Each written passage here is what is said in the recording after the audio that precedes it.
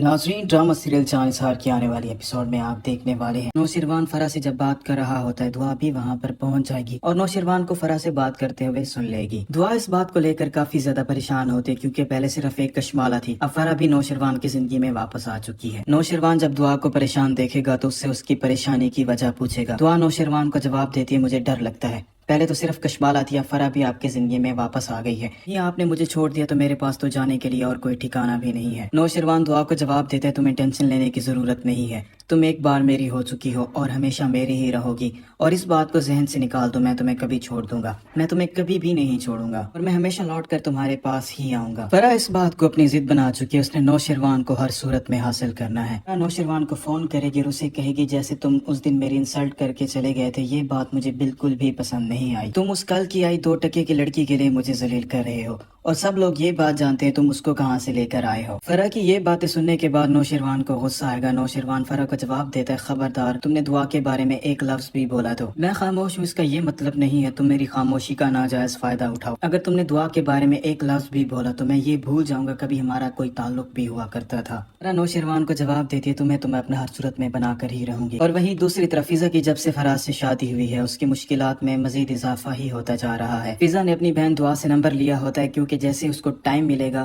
وہ دعا سے بات کرے گی۔ فضا موقع کی تلاش میں ہوگی اور جیسے ہی اسے موقع ملے گا وہ دعا سے فون پر بات کرنے کی کوشش کرے گی، لیکن فضا کی بدقسمتی یہ ہے اس کی ساس اور اس کا شوہر اسے دیکھ لیں گے۔ فضا کی ساس پہلے ہی اسے بہت زیادہ ناپسند کرتی ہے اور اسے تانے دیتی رہتی ہے، وہ فضا سے کہتی تمہاری ایک بہن تو بھاگ گئی ہے اور تم ہمارے گلے پڑ چکی ہو، اب تمہارے بھی عاشقوں کے فون ہمارے گھر پر آنے لگ گئے ہیں۔ فضا ان کے سامنے روتی ہے، ہاتھ جوڑتی ہے اور ان سے کہتی ہے، جیسا آپ لوگ سوچ رہے ہیں ایسا بالکل بھی نہیں ہے، کسی غیر مرد سے بات نہیں کر رہی تھی۔ فضا کی ساس اور اس کا شوہر اس کی کوئی بھی بات ماننے کو تیار نہیں ہوتے۔ فراز بہت ہی زیادہ غصہ ہوتا ہے، وہ دعا سے کہتا ہے، اگر تم کہتی ہو تو میں بھی نمبر پر فون کر لیتا ہوں اور پتہ چل جائے گا تم کس سے بات کر رہی تھی، اور ان کو سچائی بتانے کے علاوہ فضا کے پاس کوئی دوسرا حل نہیں ہوگا۔ فضا نہ چاہتے ہوئے بھی فراز اور اس کی ماں کو بتا دے گی وہ دعا سے بات کر رہی تھی۔ فضا کی یہ بات سننے کے بعد فراز کو تو اس کی جان کے لالے پڑ جائیں گے۔ فراز کو یہ خطرہ لاحق ہو جائے گا کہیں دعا نے اس کو ساری حقیقت تو نہیں بتا دی۔ فضا اگر میرا سچ جان گئی تو میرا کیا ہوگا؟ پہلے تو فضا نے مجھے پولیس کے حوالے نہیں کیا لیکن ابھی وہ مجھے پولیس کے حوالے کر دے گی۔ جب سے نوشروان نے فرح کی انسلٹ کی ہوتی اس کو کہیں چین نہیں آ رہا ہوتا، وہ دعا کو فون کرے گی اور اسے کہے گی نوشروان آج بھی مجھ سے محبت کرتا ہے، اور اس بات کا ثبوت تم دیکھ چکی ہو، اس دن جب تم نے اسے فون کیا تھا نوشروان میرے ہی ساتھ تھا۔